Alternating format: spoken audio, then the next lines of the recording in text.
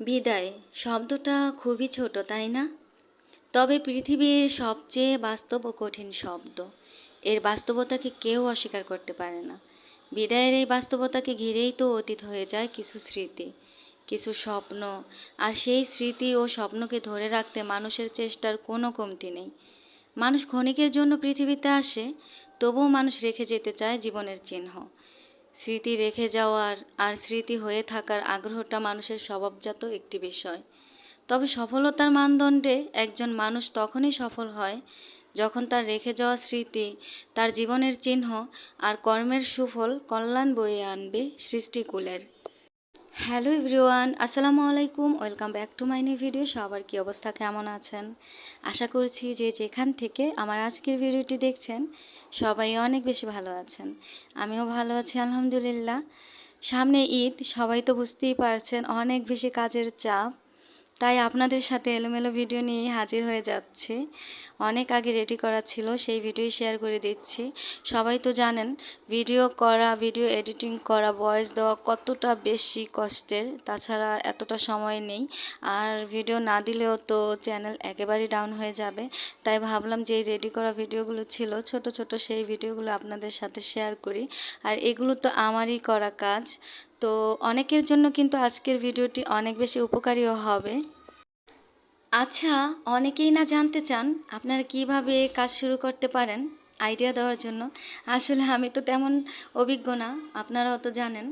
তবুও আপনাদেরকে কিন্তু এই সুন্দর ছোট্ট আইডিয়াটা আমি দিতে পারি।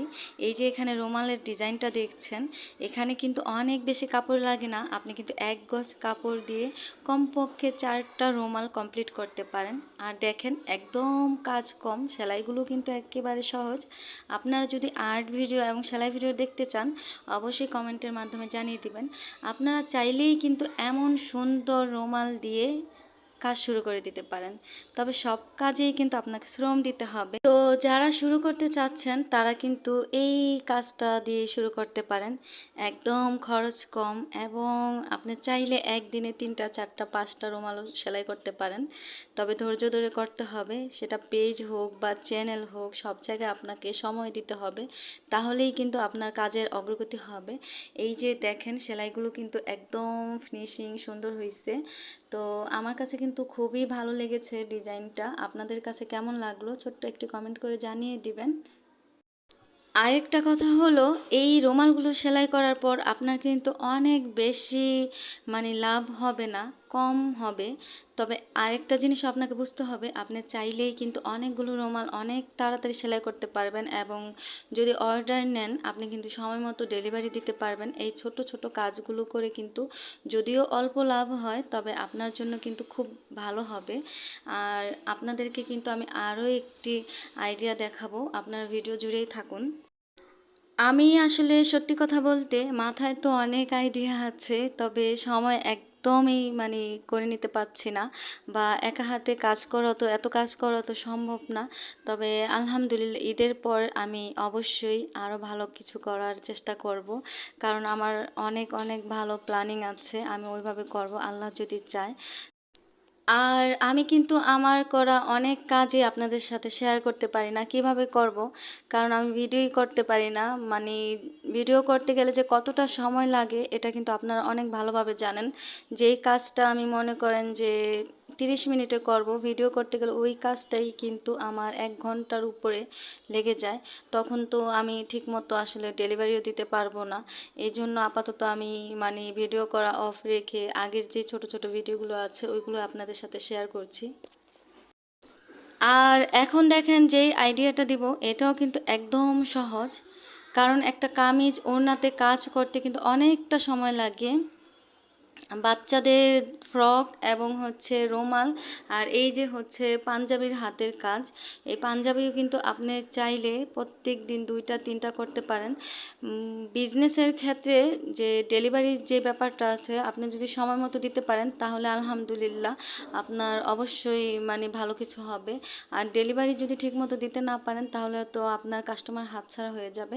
আর এই জন্যই আপনি ছোট ছোট কাজগুলো নিয়ে শুরু করবেন, রুমাল, তারপর হচ্ছে এই যে পাঞ্জাবি নিয়ে পাঞ্জাবির কাজ করতে কিন্তু অনেকটা বেশি সময় লাগে না, কারণ পাঞ্জাবিতে এতটা গর্জেস না দিলেও হয়, আর গর্জেস দিলেও কিন্তু অনেক তাড়াতাড়ি শেষ হয়ে যায়, কামিজ আর ওড়নার মতো না। তো এই যে দেখেন, আমি কিন্তু বলেছিলাম না যে আমি যেহেতু কাজ করি, আমি কোনো কাজই না করি না। এই পাঞ্জাবিও কিন্তু আমার অর্ডারই ছিল, আমি ডেলিভারি দিয়ে দিয়েছি আলহামদুলিল্লাহ, আর পছন্দও করেছে। তো দেখেন, এই কাজগুলো কিন্তু আপনি করতে পারেন, অনেক সহজেই এই কাজগুলো দিয়ে শুরু করে নিতে পারেন। আর এই যে দেখেন, এটাও কিন্তু একটা পাঞ্জাবি। এই পাঞ্জাবির কাপড়টা বেক্সি বয়েল কাপড়, আগে যেটা ওইটা কিন্তু বেক্সি বয়েল কাপড় না। বেক্সি বয়েল কাপড়ের পাঞ্জাবির উপরেও কিন্তু আমি কাজ করেছি। আর এই যে দেখেন, এই কাজটা করতে কিন্তু আমার বেশি দিন সময় লাগেনি, 2 দিন সময় লেগেছিল, তাও আবার সব কাজ করে। যদি এই কাজটা নিয়ে পড়ে থাকতাম তাহলে তো একদিনেই হয়ে যেত। আর এই যে দেখেন, পাঞ্জাবির কাজটা কিন্তু, এই কাজটাও কিন্তু অনেক বেশি ফিনিশিংটা সুন্দর হয়েছে। আসলে ক্যামেরায় কতটা ভালো দেখা যায় আমি জানি না, তবে বাস্তবে কিন্তু অনেক বেশি সুন্দর হয়েছিল। তো আপনারা চাইলে এই রকম সহজ সুন্দর ডিজাইনগুলো দিয়ে শুরু করতে পারেন। যখন বিক্রমপুর থেকে ঢাকা এসেছিলাম তখন আম্মাকে বলেছিলাম যে এমন জায়গায় বাসা নিতে যেখান থেকে দাঁড়িয়ে মানুষ দেখা যায়, মানে মানুষের কোলাহল শোনা যায়। কারণ ঢাকা যারা থাকেন ফ্ল্যাট বাসার ভিতরে তারা তো জানেন যে বাইরের কিছু কিন্তু দেখা যায় না। যদি ব্যালকনি না থাকে আপনার রুমের সাথে অ্যাটাচড, তাহলে তো কোনো কথাই নাই, চাইলেও কিন্তু আপনি বাইরের মানুষ দেখতে পারবেন না। তো এখন যে বাসাটায় থাকি একেবারেই রোডের সাথে, মানে ব্যালকনিতে দাঁড়ালে ভালো মন্দ সব কিছুই দেখা যায়। এমন একটা জায়গায় থাকি যেখানে প্রতিনিয়ত প্রত্যেকটা দিন মানুষের কোলাহল অনেক বেশি, এবং স্পষ্টভাবে বোঝা যায় যে মানুষকে নিয়ে মানুষের যে কত রাগ, ক্ষোভ, কষ্ট, দুঃখ, মানে এগুলো বোঝা যায়। ছোটবেলা থেকেই আম্মার মুখে শুনতাম, কখনো যদি কোনো মানুষ মারা যায়, তার উপরে যদি তোমার রাগ থাকেও, তুমি আল্লাহ তাআলার কাছে তার জন্য দোয়া করে পানাহ চাইবে। কারণ মৃত ব্যক্তির ওপরে রাগ করে কোনো লাভ নেই, দরকারও নেই, কারণ একদিন তো ওই অবস্থানে আমাকেও পৌঁছাতে হবে। তাই নিজের জন্য পানাহ চেয়ে ওই ব্যক্তিকে তুমি মাফ করে দিবে। তবে আমাকে আমার আম্মা বললে কি হবে, বা আপনাকে বললেও কি হবে, এমন অনেকেই আছে এই দুনিয়ার বুকে যাদেরকে প্রকৃত অর্থে যদি কষ্ট দিয়ে থাকি বা কষ্ট দিয়ে থাকেন, সবাই তো আর ভুলে যাবে না। তাই ওই রকম একটা ব্যাপারই ব্যালকনিতে দাঁড়িয়ে অবলোকন করলাম, আর ভালোভাবে উপলব্ধি করলাম। আসলে এই প্রত্যেকটা মানুষের কর্মের ফল জীবিত থাকতে না ভোগ করতে পারলেও, মানে না ভোগ করলেও, মারা যাওয়ার পর কিন্তু দুনিয়ায় থাকতেই তাকে ভোগ করে যেতে হয়, আর মৃত্যুর পর আল্লাহ ভালো জানে কি হবে।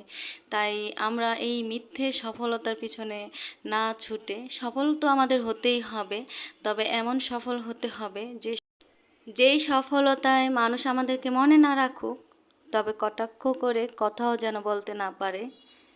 আসলে আমরা সফলতার পিছনে ছুটতে ছুটতে মৃত্যুর মতো শেষ বিদায়ের পরও কেন এমন কথা শুনবো? আল্লাহ সবাইকে ভালো রাখুক এবং মাফ করুক, সঠিক পথের দিশা দেখাক। আজকে আপনাদের সাথে অনেক তো কথা হলো, তবে কথা বলতে গিয়ে কখন যে ভিডিওর শেষ প্রান্তে চলে আসি আমি নিজেই বুঝি না। আমি ব্যস্ততার কারণে আপনাদের সাথে কথা বলতে পারি না, বা ভয়েস দিতে গেলে অনেকটা সময় লাগে, বা মাঝে মাঝে আমি মানে ভয়েস ছাড়া ভিডিও আপলোড করি। তবে যখন কথা বলতে যাই তখন যেন কথা শেষই হতে চায় না, ভিডিও শেষ হয়ে যায়, কথা তো শেষ হয় না। যাই হোক, এখন তো বিদায় নিতে হবে। তবে ভিডিওটি যদি আপনাদের ভালো লেগে যায় তাহলে একটি লাইক দিতে ভুলবেন না। আর আপনি যদি আমার চ্যানেলে নতুন হয়ে থাকেন, চাইলে চ্যানেলটিকে সাবস্ক্রাইব করে পাশেই থেকে যেতে পারেন। আর আপনি যদি অলরেডি এই কাজটি করে থেকে থাকেন তাহলে আপনাকে জানাই অসংখ্য ধন্যবাদ। আজকের মতো আমি এখানেই বিদায় নেব, আবারও নতুন কোনো ভিডিও নিয়ে চলে আসব। সে পর্যন্ত সবাই খুব বেশি ভালো থাকবেন, সুস্থ থাকবেন, নিজেরা অনেক বেশি খেয়াল রাখবেন। আল্লাহ হাফিজ, আসসালামু আলাইকুম।